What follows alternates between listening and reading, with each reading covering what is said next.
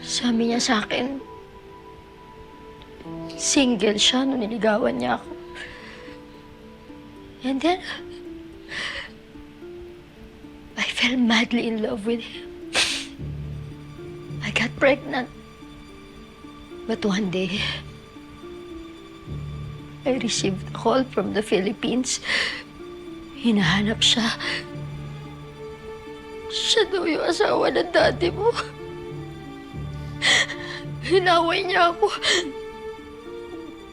Pinalabas niya akong kabit. Sabi niya, inagaw ko daw yung asawa niya, pero anak, hindi totoo yun.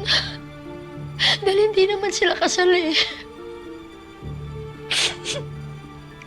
Alam mo, nagsinungaling sa atin ang daddy mo.